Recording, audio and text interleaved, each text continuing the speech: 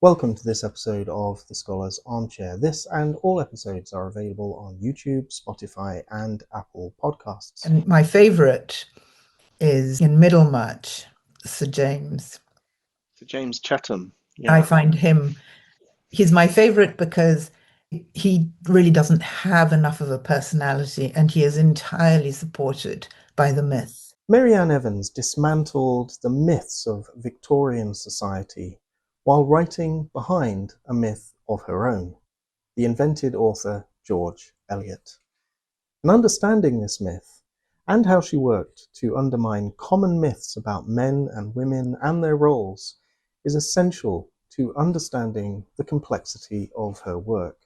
This is the argument of my guest today. Dr. Alessandra Grego is Associate Professor of English and Department Chair at John Cabot University in Rome. Born in London and raised in Rome, Alessandra is the author of the book The Myth of George Eliot, How Marian Evans Invented the Victorian Novelist, and it's available via Routledge. I'll put a link in the description below.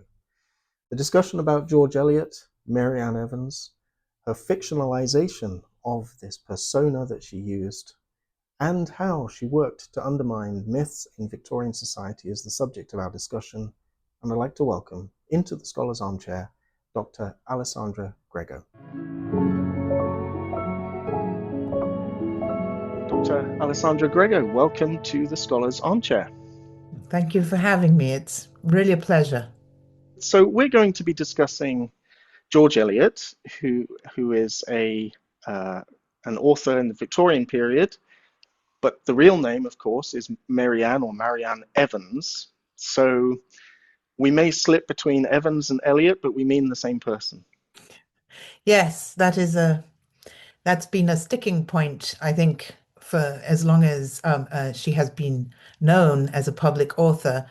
And it was one point which I had to make a decision about what I was going to call her. In writing, I made the decision to call her Marian Evans throughout, which is pretty arbitrary because she had a lot of names. She was born Marianne Evans, and she actually legally changed her name at the end of her life to Marian Evans Lewis. Lewis was her partner, who she could never marry because he was married already and separated from his wife, but not legally. In between, she went by a variety of different names. I think she probably preferred, judging from her letters, Mrs. Lewis, which, she couldn't legally be. But everybody who wrote to her privately would call her Mrs. Lewis. George Eliot is her pseudonym. So it is a name that she uses exclusively when she is embodying the character that she invents as an author, a public-facing figure that doesn't have any other reality outside of her books.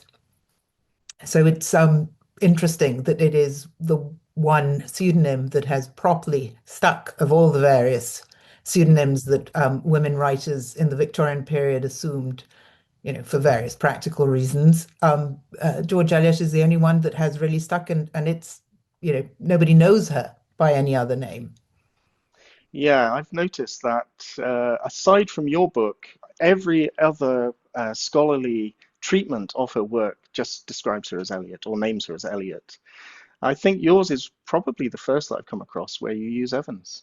There is, and I was very, very encouraged and influenced by a book by Fionnuala Delane that is called Before George Eliot, which is a study, a very good and excellent study of all the writing that Evans did before she became George Eliot. And she had a very long career. She published her first novel when she was 37, and she had been writing and translating for over 10 years before that, anonymously, as was the convention at the time, in periodicals, and translators really rarely got named. So Delane does call her Evans throughout, obviously because she has the advantage that she's writing about about an anonymous reviewer and translator who hadn't yet not invented the name of George Eliot. But I found that very encouraging because before that, even people who were writing about Evans' period as a reviewer had still frequently called her George Eliot, or there was a lot of confusion. Delane was the first text I came across that really separated the human being, let's say the historical individual, from the persona of the novelist. Yeah, so we have this created persona. We have the woman who sits behind that, creates these wonderful novels, many of which hugely successful, still, of course, read today. It seems to me that one of the key, your book opens with the idea that understanding this myth, this perhaps relationship between Evans and Eliot, the public-facing persona, the author character, that understanding this myth is crucial to understanding the complexity of her work. Yes, I think that that is my premise. I started out a long time ago. I've been working on this for an inordinate amount of years.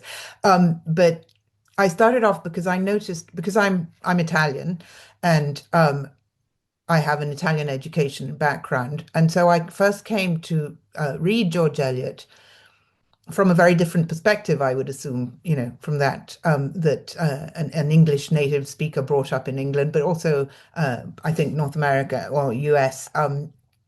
I just had different myths in my head. I had what I would claim is a different common sense. And obviously, she was presented to me as one of the greatest, or if not the greatest, realist of the Victorian century. And she didn't seem particularly, I mean, she seemed realistic in style, but I saw all of these allusions and stratifications of other narratives and references to things that were not at all, didn't belong to the realist tradition, and I couldn't make sense of them. And so that's where I started to consider that maybe the tension was in what the persona of George Eliot as the narrator was kind of indulging the readership, to feel like I'm one of you. I read and think and speak and write in a way that is familiar to you about things that are familiar to you. But then there was this other voice, and I was not the first to have said this at all, but many people have noticed that there are multiple voices in Evans' texts, but this other voice was speaking rather to contradict the persona and saying different things from her. And so that got me reflecting on the idea that maybe this was a mask Mm. that she was donning just for the purpose of, I wouldn't say tricking the reader, but maybe comforting the reader and meeting the reader where she imagined they were at. And then from there, helping them to reflect on the very difficult ideas that she develops in the texts. So, is this mask that she wears and creates for herself part of her artistic methodology, or is it more just a practical strategy for publication? Yeah, well, that's a very controversial point. Is obviously every text that you can read on George Eliot will start with that point, noticing the fact that it is a pseudonym, that the human being, the historical woman, was called Marian Evans, and that she basically the reason that is commonly given is for the pseudonym is well, a lot of women writers adopted a pseudonym at the time of publication just to avoid being classified with a whole group of, what Evans will call silly lady novelists. What gets overlooked is that there are other reasons that have nothing to do with her private life. She did have a very controversial private life, which would have certainly uh, damaged her possibility of succeeding as an author. And her publisher was very well aware of this. Blackwood, who was a very conventional and conformist publisher, would not have happily published a book by a blue stocking who had translated extremely controversial texts and who was living openly in a relationship with a married man. So those things are real. That those things have to be taken into account. But I don't think that that is the whole story. It's a combination of what she experienced in her life and what she knew because of her way of thinking and the philosophy that she had studied and translated that told her of ways in which people receive and think and receive ideas and think about them, and from whom they are willing to hear those ideas. And the whole question of authority. And, if you don't have authority, nobody is going to listen to you. So it would have been impossible for her to say anything that she thought needed saying if she had not taken on a pseudonym, but then taking on a pseudonym and making the effort that she had to make, I think, to cancel herself, just become invisible in Victorian society, was not necessary. She could have at some point, you know, when she was forgiven, right? When she had become so famous and so beloved that everybody wanted to visit her and know her. I think she could have changed things if she had wanted to. I mean, it's a bit pointless to speculate, but I think it's interesting that she didn't. I think that it's interesting that she stayed in anonymity even when she didn't have to anymore. And I think that that tells us something about the reason why she chose that mask. So many female authors, I'm thinking Charlotte Bronte is a good example, Yeah. wrote under a male pseudonym.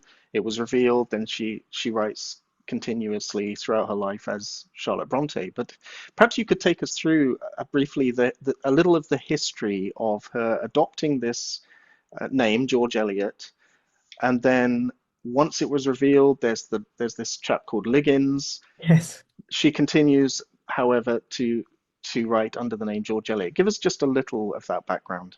Yes, I mean, I find that a fascinating example of what was happening in the century when really publishing becomes not only a very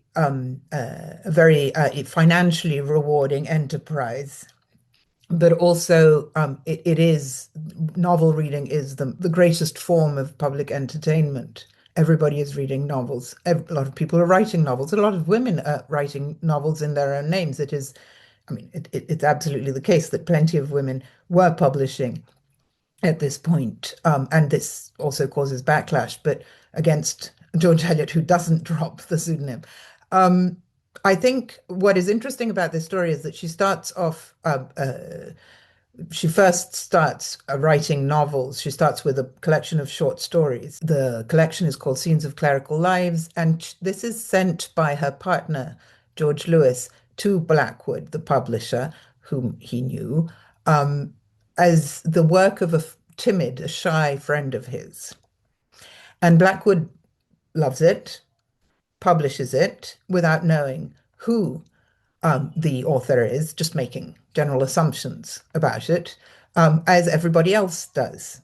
And it's published in Blackwood magazine. It's followed by another two stories, and interestingly, they become less and less comfortable. Let's say Blackwood is feeling a little unhappy, especially with the third, which is called Janet's Repentance, and the character's Janet is a an alcoholic, and she is beaten by her husband, who finally dies, who is a violent man who dies with kind of nightmare visions of his wife turning into a monster. I mean, it's pretty dark.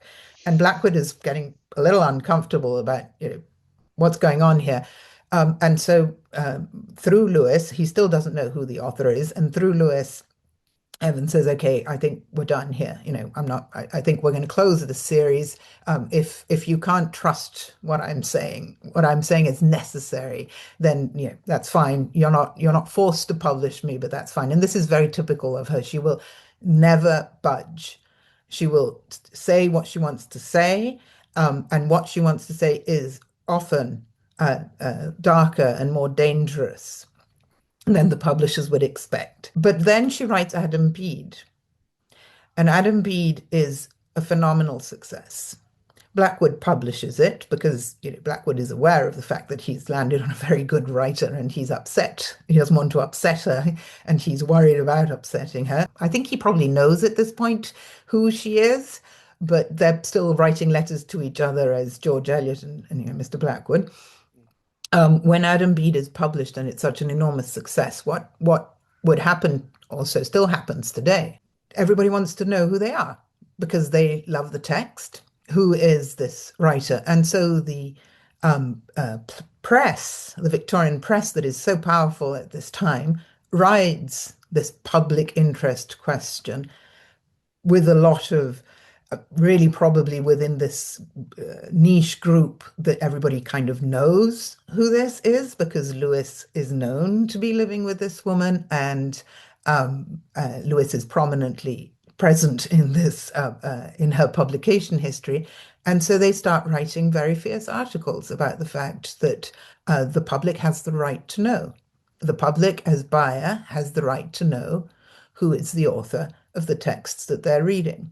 Because, and this is the innuendo, if that person who is actually writing the novels is not morally as worthy as she is posing in the text, then this is a problem. This is hypocrisy, etc.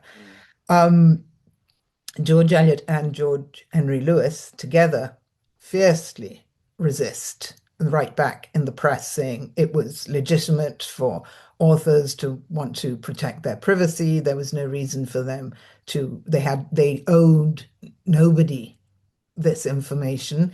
And, this battle goes on for a bit, but in the meantime, there is this Joseph Liggins figure, who is a kind of a very strange character to have been placed in this position. And he is championed by a group of people around Coventry, where Marian Evans was originally from, who start recognizing the settings and some of the characters and some of the plot twists as part of local gossip.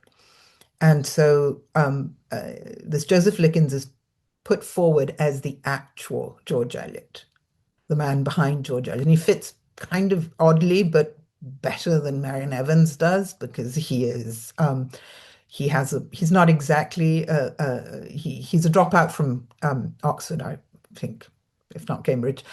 He was, an almost clergyman. And so that kind of fits with the scenes of clerical lives and the moral tone and whatever.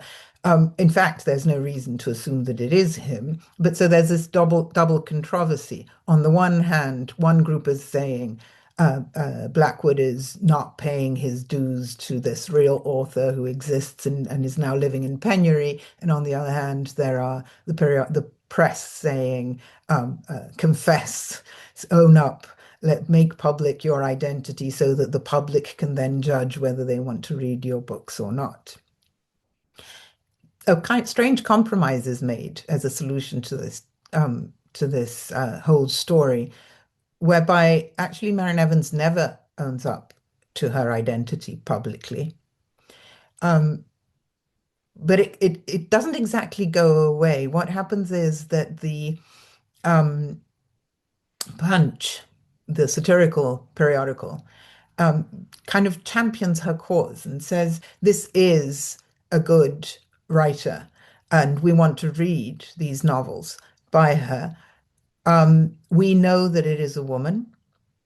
We don't know if it is the Miss Evans that she is suspected of being, but basically provided that she continues to behave in such a way that Miss Evans is not overly prominent, we should let her be. And this is really what happens. She accepts this compromise, and this everybody knows now that George Eliot is a pseudonym, and the only change that is made is that George Eliot is given the female pronoun.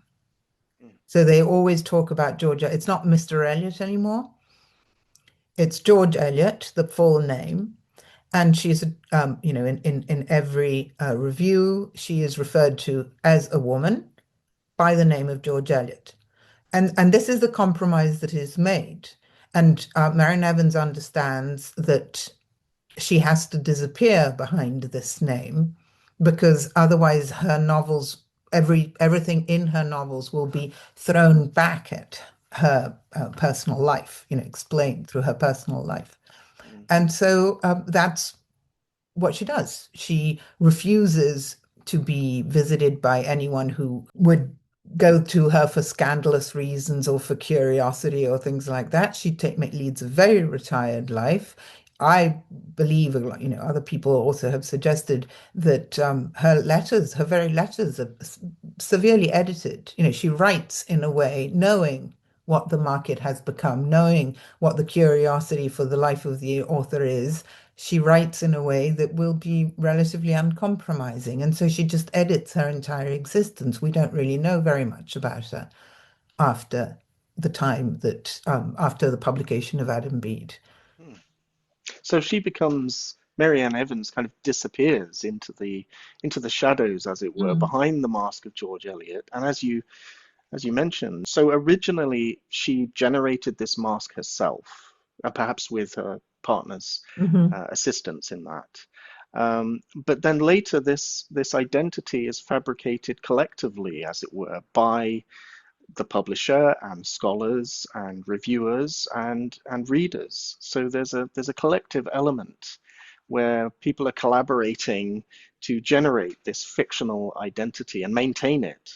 That's a Yeah. fascinating aspect of the process. Yeah. Yes, I think that that is the most interesting thing, and that's also why I think that there is it shows her understanding of how collective ideas and that, in collective narratives, which are effectively myths, right, that are collectively built, how they work and how they actually change the way people think uh, in a different way, in a different process from intellectual understanding through education. It's like an exercise of the feelings, and she derives a lot of this understanding of how myths work from the philosophers that she translated from Spinoza. She translated both two texts by Spinoza, but not neither of them were published during her life. The Ethics was published in 1980, so full century Okay. after her death, and the Tractatus Theologico-Politicus, which was the other one that she translated, has been lost. But she also translated Ludwig Feuerbach, who is a controversial but very influential figure, and David Strauss, who is also, they were higher critics, they were philosophers of religion, and they were reflecting on the way in which these collective narratives of belief shape the way people live and what happens when they are studied critically, and how people's opinions can be manipulated through their beliefs. Mm. So I think that this is very evident in her texts, that she understands that when readers invest in and accept an author as authoritative, as morally valid, and also her reputation as a kind of teacher, they will then read her texts differently, not for pure entertainment, but really in giving the text the possibility of changing their minds and Mm. making them see new things. Mm. Yeah, you write of her novels that they become spaces in which women, particularly, can begin to imagine new ways of existing.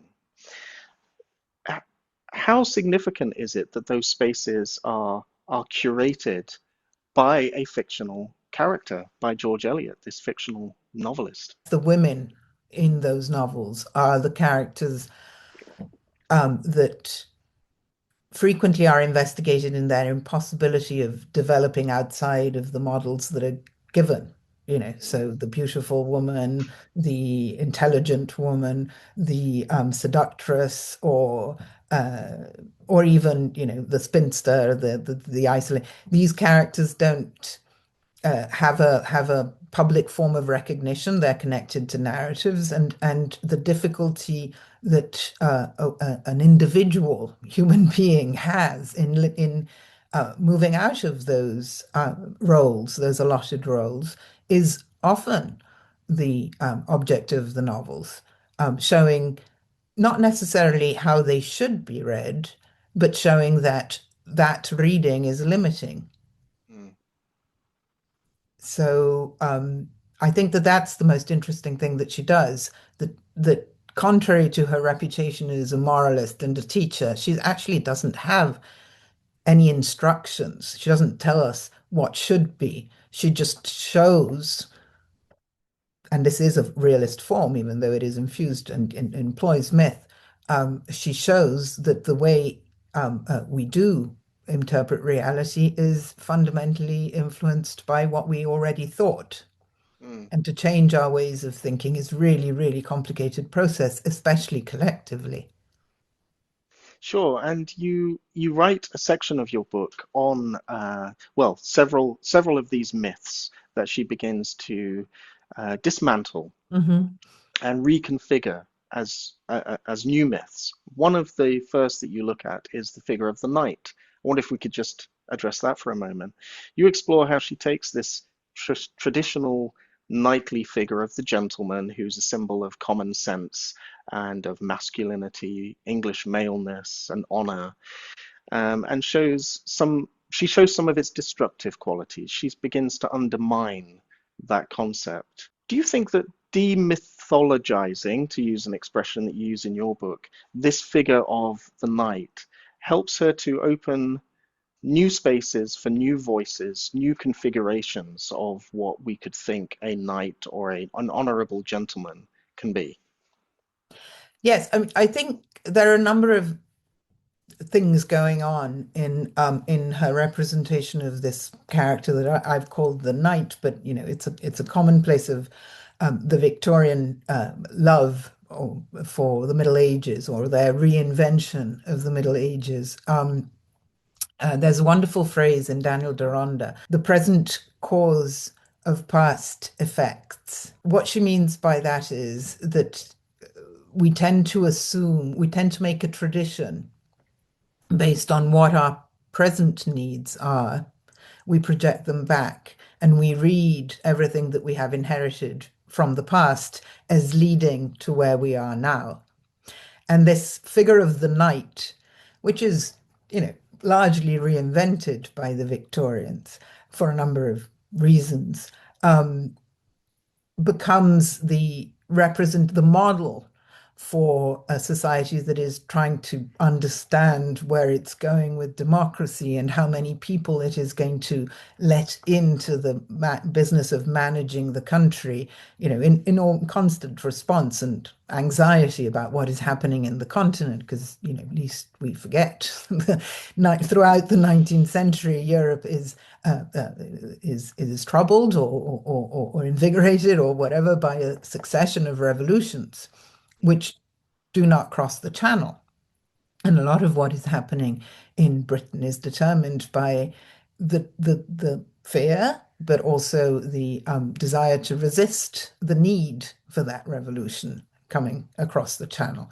And so one of the methods is the creation of a figure who is not exactly an aristocrat, but has the moral qualities that are attributed to the aristocracy. And obviously, these are fictitious. I mean, it's not the case that medieval knights were these characters of perfect gentlemanliness that as the Victorians represent them, but it works as a collective myth. It works as an idea which makes it possible in Adam Bede, for instance, for Arthur Donathan, who is, he's a squire. He's not actually part of the nobility, but as close as in the setting that's this figure he's cast as. He's definitely a gentleman. He definitely compares himself to all these knights and these medieval knights, and the figure to whom he is juxtaposed, Adam Bede, who is the manly artisan, and he's allowed into the future of the country he's on an upward trajectory, and his children for sure, his son, it is implied, will rise socially, and he demonstrates that he has those qualities that align him with the gentleman. He shares, in fact, he's obviously much more of a gentleman than Arthur Donathan. So it seems like it's a question between Arthur and Adam that has to be resolved. But it happens that if you look at the text carefully, the implication there is revolution could happen, right? If people like Adam are continuously frustrated, they will rebel at some point. And so it is necessary to form an alliance, to form a pact. And then the question becomes who's going to be included? And it seems to be, at this point, an exclusively male pact. And what Evans does is she tells this story, and she's very sympathetic because she has a sympathetic, George Eliot has a sympathetic tone. She understands all the personalities involved and doesn't very rarely accuses characters uh, without investigating their reasons. But also she shows that this pact is built on Hetty Sorrel's death, essentially. She is the scapegoat for it. And in that sense, she takes down this narrative of the myth of the gentleman because it is shown to be a political narrative of the present. It's not a myth. It's not a valid myth, let's say. It is a political device that will allow the nation to progress, as opposed to falling into revolution, which is something that she herself is not vastly in favor of, but which is a risk. So that demythologization, which goes from Adam Bede, but you can see it, you can trace it throughout the novels, all the way to Daniel Deronda, where this last, effectively at this point, aristocratic character, the baronet, um, is a monster, a full-blown monster. I mean, literally represented as a leviathan who is violent and compared to violent overlords in the colonies. So she makes this quite explicit, I find. If you look at it in this way, if you look at these characters in as mythical representations, and the model of something, if you investigate it, you see that it's not really supported in the texts. Mm. And my favorite is in Middlemarch, Sir James. So James Chatham, I yeah. find he's my favorite because he really doesn't have enough of a personality, and he is entirely supported by the myth. I mean, he just thinks in a way. I mean, he doesn't have independent thoughts. He just thinks of what is, due to him, into his role and how he should behave. But um, he's almost an empty a signifier. And yet, and I mean, he's not presented as being super relevant in the text. You could dismiss him as just the first suitor of Dorothea, but really, if you look at the way he appears periodically in certain chapters throughout the novel, he is the one who is setting the tone to interpret Dorothea's personality as mistaken, as her various marriages as a symbol of her fundamental wrongness. So Mm.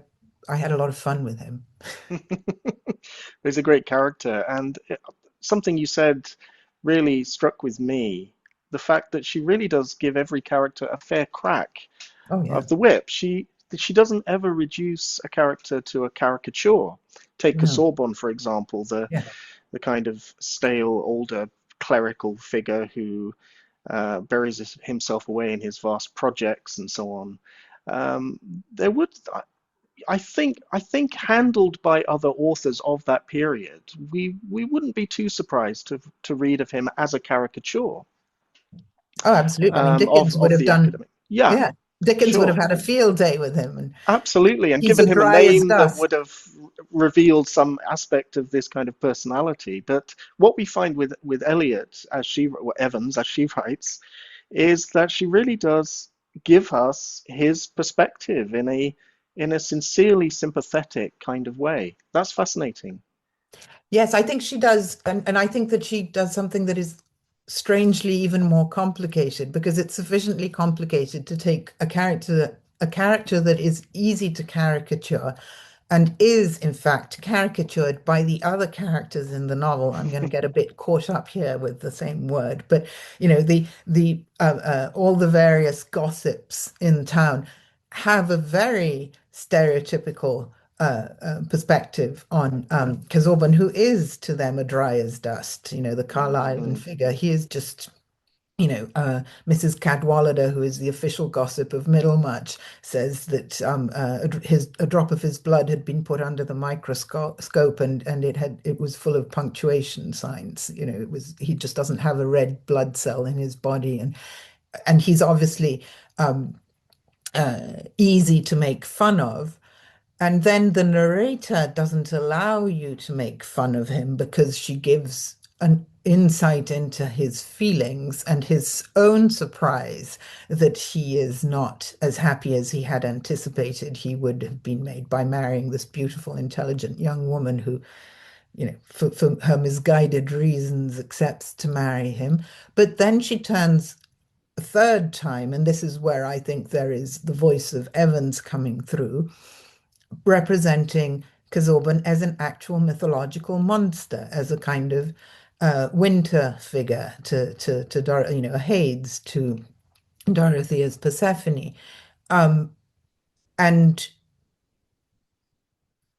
this the complexity of this multiple presentation where you really feel like you're getting a full view of a human being, and then you're also getting the perspective of every other character who is observing from within the novel, and then you're also getting a very full representation of the way that character has operated in literary history in various periods of time in the recurring figure of the old man and the young maid.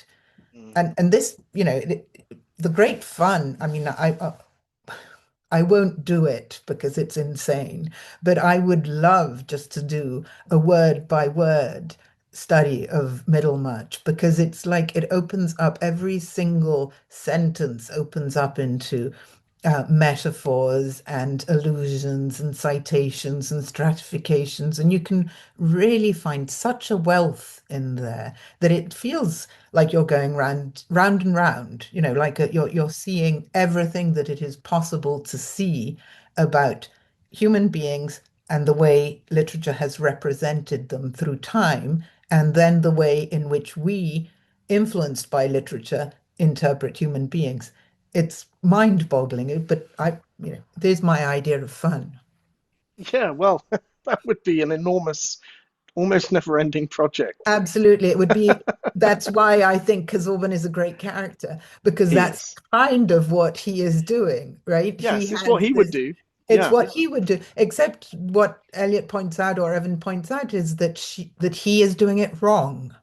Because Hmm. he is doing it as if you could explain it, as if you could make this infinite list and then you have some kind of solution and some kind of explanation. And that's, I think, what she never invests in. She says, no, the pleasure is in the research and in the observation, but there isn't a solution to this. Mm. That's interesting. I mean, I don't, from just personal experience, I found my first reading of Middlemarch as an undergraduate quite hard for me to really get into it. But then it became the best novel I've ever read, and I was just carried along in that cycle Mm, of looking at different perspectives and absorbing the voices of the town and different characters' perspectives. You get swept along. There's a point at which the momentum builds, and you can't put it down. Then that was my experience initially yeah. reading. No, Yeah. I was very surprised I was very lucky, I think, in my relationship to George Eliot that because I studied in Italy, she wasn't part of my undergraduate experience Okay. in some way.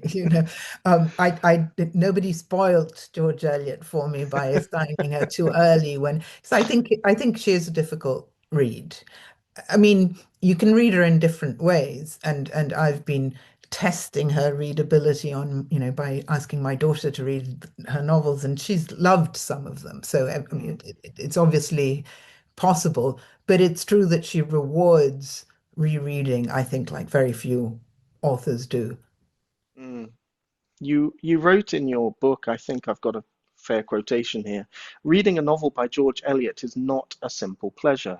As her contemporary reviewers noted, it is a deeply unsettling experience where readers find their desire to engage emotionally with the text through anticipation and suspense continuously interrupted and frustrated by what, and then you quote Robin Warhol, calls Evans's narrative refusals.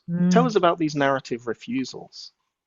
Yeah, she's always well, this is actually the persona. This is the narrator's voice. So Okay. George Eliot in first person will say things like, well, I can't possibly tell you this, right? Or there's no need for me to tell you this. Or at this point in the story, I won't tell you this. And she just comes out with that. And you want to, as a reader, obviously other novelists will indulge that momentum that has been created, and she will not only explicitly but also in the way she structures the text continuously interrupt one strand of narrative and start over at another place, and so you're always quite cut short and not really allowed to go all the way that to go away along, be carried along with your emotions in reaction to the text. And she seems to do this. I don't know. I don't want to speculate as to why she does it, but the effect of it is that it forces the reader to make connections that they wouldn't otherwise have made, or when she refuses to tell us something, it forces the reader to speculate themselves, to say, where would I have gone, right? If she's not going to tell me, what do I imply from what has been set up? And then she often contradicts that implication. She goes back and she says, well, you thought this, but actually you were wrong. Because in the meantime, or you hadn't taken into account, or you didn't know this, or you are basing what are you basing your inferences on? You're basing them on common sense, and common sense is constructed out of your own experience, individual but also collective, and it's frequently wrong, and especially it is geographically and linguistically connoted. It's not the experience of human beings across the globe, whilst we tend to extend common sense, consider it as something that does unify humanity. I think Evans is always very clear that it doesn't, and Mm. that people will react differently given different perspectives. And this is an important point that she makes, and she points it out to the readers by provoking them and telling them, I'm not going to tell you how this goes. So there's a Which is lot of questions being posed. So as readers, we're being asked to challenge assumptions, to look at these mythical figures like the knight and the damsel and the responsible cleric who's a Mhm. benevolent figure. We have to sort of examine these because they're not quite what they seem, and we see beneath the hood. So there's lots of questions being posed, but she doesn't provide us with clear answers. Is that fair to No, say? I think she doesn't. I think that what she does is, well, she has this declared, she swears in chapters, a famous chapter 17 of Aberdeen Bede, she swears that she tells the truth as if, on oath. But that truth telling is both revealed, it's both a scientific concept, the truth is different from what we expect. And things that we assume to be true Mm, will, by observation and careful study, be proven wrong. So there is that aspect, but there is also the fact that we can't hear people who are telling the truth unless we accept that there are multiple possible truths that depend on experience. And so this character, this word that she uses from very early, she uses it first in a letter to her father about it's a word, it's a biblical word that is used by St. Paul. It's called it's in Greek. It's called paresia, and it means it's a form of speech, but it's actually an act, right? So you tell the truth, but it's not the characteristic of the speech act is that it changes things. So when you speak that truth, the result is as if you had performed an action.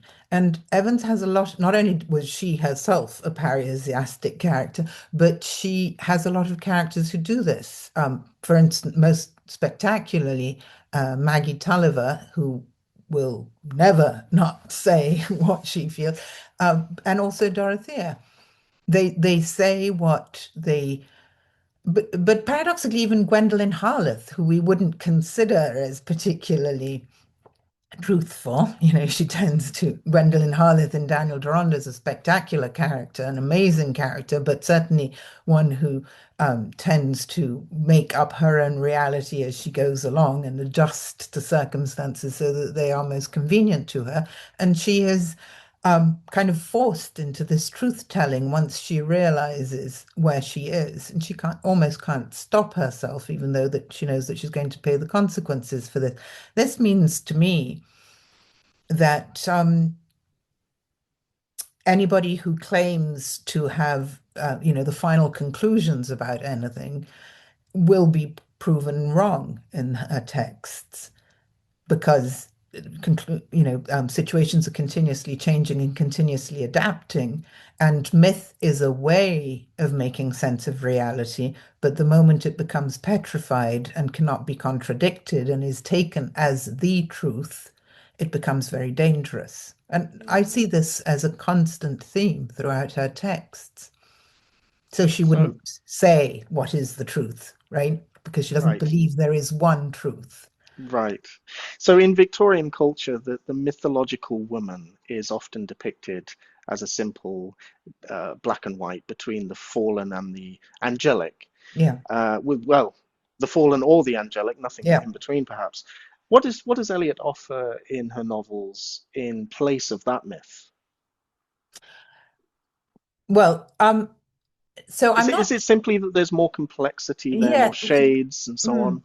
that's a difficult question because I'm not entirely sure that she offers an alternative. I Okay. think what she does is she says, it's easy to interpret a character like Hetty Sorrel, Mm, who is presented as, in one way, in one dimension as the stereotypical milkmaid of so many stories who is mm, seduced by the squire. mm, So someone you don't even know anything about, right? I mean, she's mm, just the beginning and end of her is that she is the pretty milkmaid. mm, And so first of all, she does represent her as the in fact beautiful milkmaid because she recognizes the power of beauty, but she investigates what it means for mm, her, for mm, Hetty to be in that role, right? What it means for Hetty to understand that she has this power of beauty that could be for her a way out of being a milkmaid, which she doesn't enjoy particularly, to great scorn of, why should she?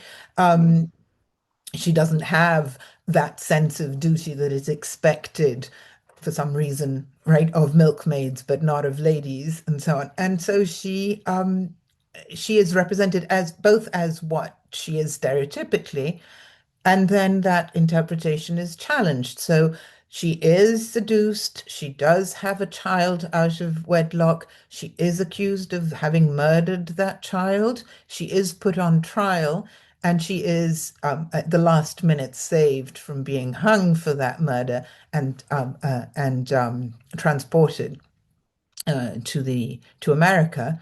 So in one way, that's the arc of the fallen woman.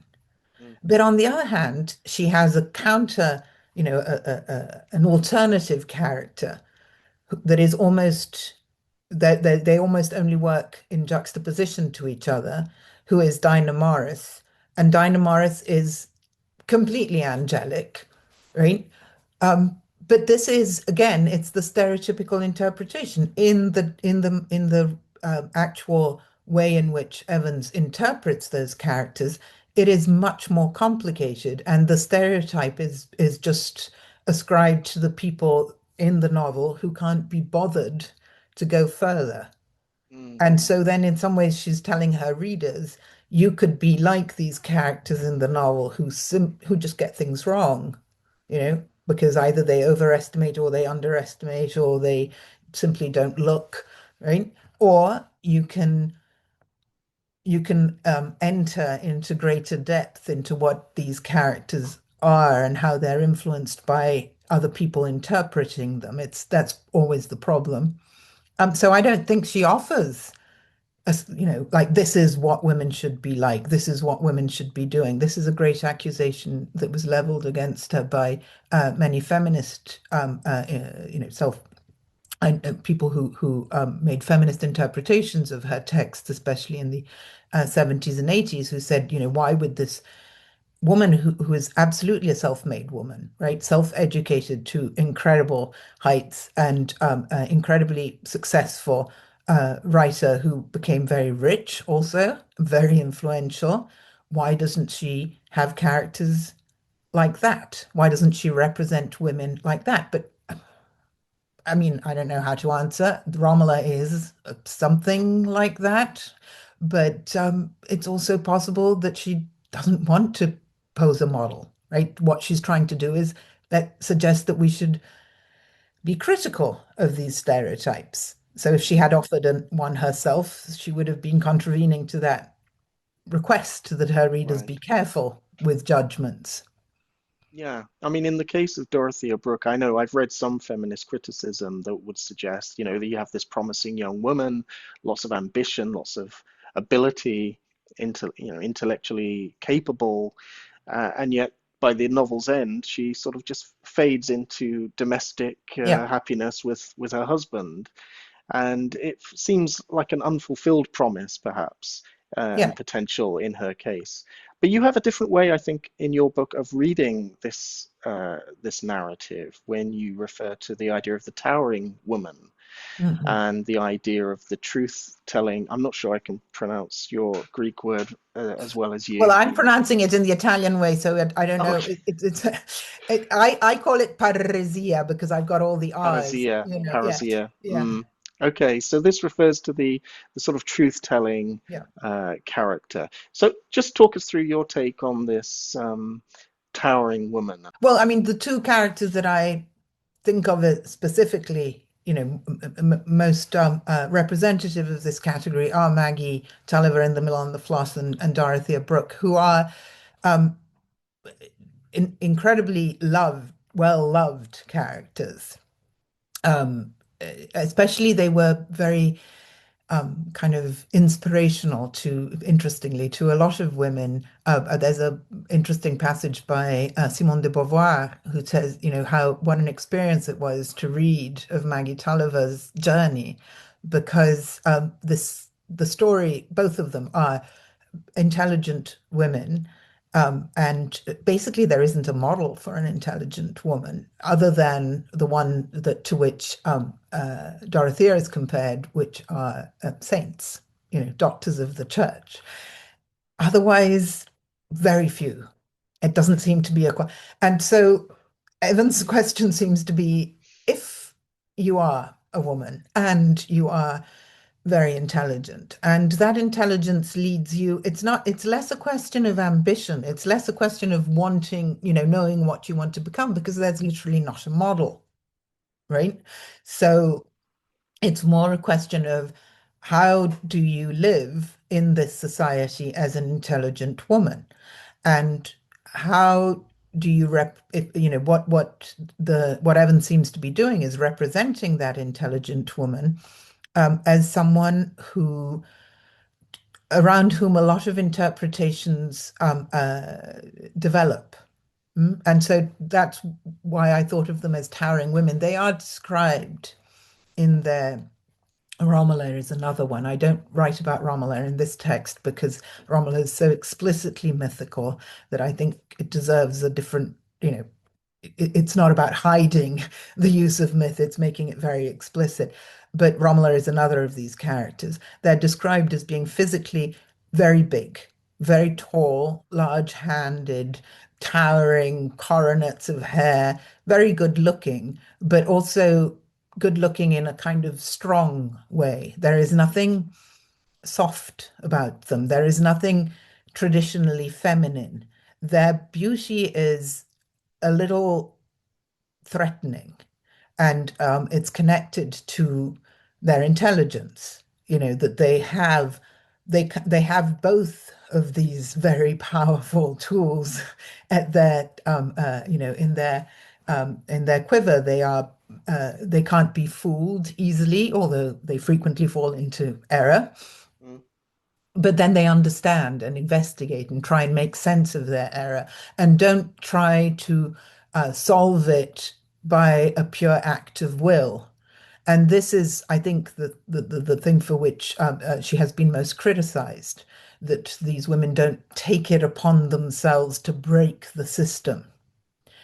And I find that a very interesting idea, that we think of texts as having to represent to us the individual who breaks the system, as opposed to showing us what happens to the individual who, in all likelihood, in reality, will not be able to break the system and will be, if anything, crushed by it. Romola, Maggie, and Dorothea find their own ways out of this excessive observation they are subjected to.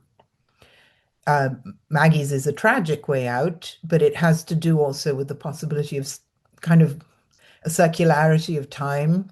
The idea that it was just impossible for the it was a perfect storm of historical coincidences, but also industrialization, capitalism, gender issues emerging. There was just class issues emerging. There was just so much that this woman is just literally in the impossibility of acting in any way.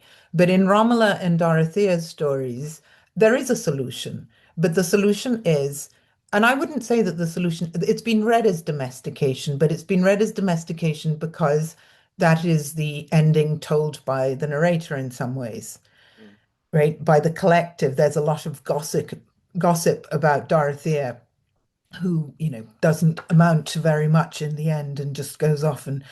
But really what I see her as doing is subtracting herself from visibility. She is no longer in a position of being commented on or judged. That doesn't mean that she becomes stupid. It doesn't mean that she no longer acts. It means that she no longer is visible in doing so. So she kind of pulls out of that role of being a symbol of something, or Mm. a Joan of Arc, or one of the saints that we might venerate. She literally demythologizes herself. She Mm. refused to be made into a myth. And it seems to me that some critics have resented that, that they were asking for the mythical character, and that kind of contradicts, in my opinion, what Evans was actually doing, saying that myths are things that we make for ourselves collectively. We can't have an individual that is a myth. We have to come to the point where we decide collectively that this is the representation of the women. And what she leaves us with is bitterness. We can't have this wonderful woman in our midst. She's going to pull away from us because we don't understand her. I don't know. That's always been an interesting solution to me. Well, that's brilliant. Fascinating. So we start myths with this kind of collaborative effort, this communal effort, and of course they have to be carried on that way, as you say. Seems to me your description of that process of her perhaps retreating from the gaze of those around her um, is again reminding us, as you say, in Evan's voice, perhaps, that the new myth has to come as a collective effort and not Mhm. the sort of idol of one glorified individual. Yeah, Exactly, yes. yeah. It's one, it comes with her reading of Feuerbach and her they're all talking Feuerbach and Spinoza, they're all talking about the role of the collective, that the actual change only comes when there is a critical mass of change, that myth is the expression of the collectivity. And then we read it as, the figure of Jesus as being a super individual in some Mm, way. But mm, actually, Jesus isn't even, he may or may not have been these texts differ in their opinions, but he may or may not have been a historical figure, but certainly what he was the figure around which all of these collective desires accumulated. And so, in that sense, to me, the towering woman is potentially the figure around which all of these symbols and myths and significations and desires and aspirations could attach, but that somehow they then refuse that role. mm, And they say, no, I don't want to be the beacon for this. I want every woman to have this possibility, right? I don't want to be the one who is excluded from the lot of the majority. Uh, mm, that's yes, that's what I saw. But then, of course, this is all thrown into question by Evans' last publication, which is The Impressions of Theophrastus Such, in which she creates another persona that is extremely bitter and extremely critical of every way and conventional interpretation that society is built upon, as if she had given up entirely on the possibility of anybody making that effort that she had been asking of her readers. mm. So maybe she thought that it Oh, wasn't going to work. I mean, does this mean that do you think that Evans had any concept that she was really on the cusp of? Because it seems to me that there is this transitional period as we move towards, say, authors like Thomas Hardy, and then we're into modernism. That do you think she had any notion of where this would go, where this would lead, the process of um, re-engaging with myths Hmm. and redefining these stereotypical characters in new ways, rethinking how women could be in the world? Did she have any notion of where of a trajectory from where she sat? Yeah, well, I mean, I think she invests in there are two traditions of myth in the Victorian period. And myth is very much used, the medieval mythology that is, but also all of the classical Greek mythology, all of the mythical allusions that are used. But there is one strand that is um, the idea of myth being a kind of universal signifier. So you can take that character and by just positioning the mythical character inside the text, make use of all the previous allusions and seem like you are continuing seamlessly to make sense of that same narrative. So there's no rupture and there's no what I think Evans is doing different, and this is she's not alone in this. There is a parallel tradition which was less influential in the Victorian period, but then crops up again powerfully in the modernists, which is more about the way in which language shapes the way we think. And myths are obviously narratives. I mean, they are almost exclusively made of language, right? So they are, there's a kernel, there's a center of an idea of an image or something, but the bulk of its power is coming from the linguistic use and construction of it. And this is what the modernists, obviously, James Joyce and Samuel Beckett.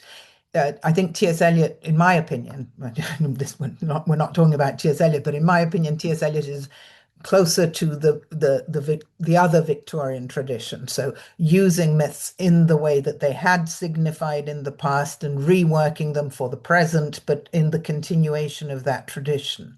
And it seems to me that what Marian Evans is doing is almost the opposite, using myths to disrupt, to break the status quo and the kind of self-satisfaction that we have a continuous line of images and thoughts that have been ongoing from generation to generation. She uses them to break and to surprise us and to, reveal new ideas to us, which is, explicitly what Beckett says that James Joyce is doing. Mm, So I would say, I mean, I think so. I think she does have, she does question the conventionality, what John Stuart Mill calls the tyranny of the majority, right? At one point, some Victorians start to be a little concerned by the way in which, given the pressures of capitalism, but also just of democracy as it works, that everybody is going to be forced to think in the same way. mm, And or is going to want to think in the same way. And so, how to change ideas in an organic way, because people are reacting to new needs and are trying to imagine new ways of living, how to give space to that is it shows a different understanding of what myth does and what it's for, which is less about the individual narratives that we recognize. She uses those, but she uses so many different forms that it kind of confuses those. They're not left alone. You don't just have Persephone or Medusa, or you also have Persephone and Medusa alongside a quantity of others. And that suggests that she understands that this is the way in which, let's say, democracy can work, allowing people to create new narratives as opposed to imposing them top down on the strength of a tradition that controls. mm. Fascinating.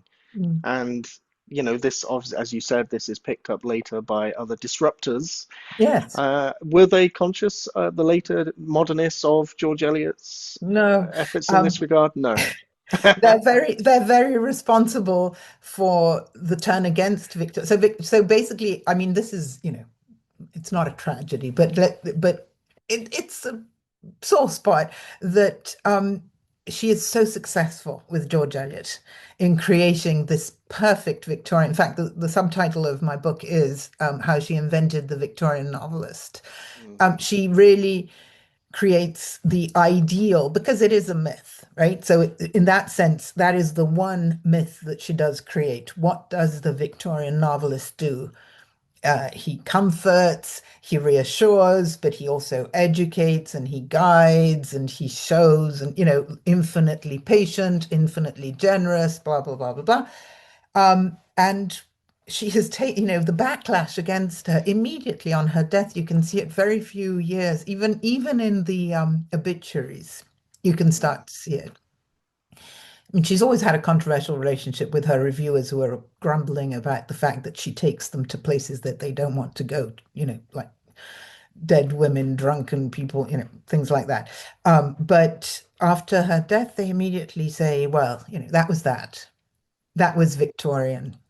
That we're no longer there. Now we're going, in a different direction. She didn't know that, she is relegated to the provincial, to the homely, to what was known, and that is fundamentally a misreading, and it's a misreading that was, burst even right after the modernists. That was challenged, and she was restored. She was recognized as a far better writer than the modernists had acknowledged.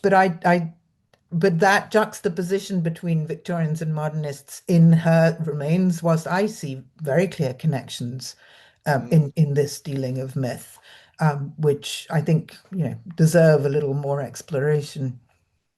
Yeah, absolutely. Well, I think Virginia Woolf was particularly impressed with Mm. her contribution and also is a character who, is a writer who used mythological basis in some degree or another Yes. in her own Yes, works. Yeah, she uses yeah, form, mythological form, as opposed to mythological content. Absolutely. I yeah, think if you that passage in which she says that Virginia Woolf says that George Eliot was the only Victorian writer who was writing for adults, yeah, which is that famous quote of hers. I mean, yeah. she seems to be quite surprised by this discovery because she evidently did associate her with, the great aunts and, people that were familiar to her because she had grown up amongst them. And her father was frequently engaging or criticizing and reviewing Mm, George Eliot and kind of very interesting reviewer of her, aware of a lot of things that she was doing, but also criticizing her for doing them.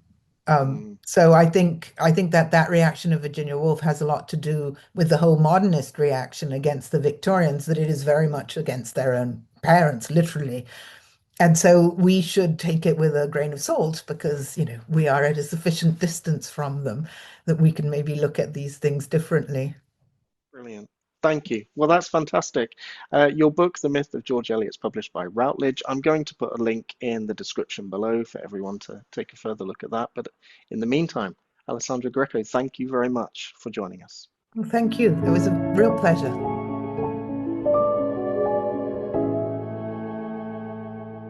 My thanks to Alessandra Grego, Associate Professor of English at John Cabot University in Rome.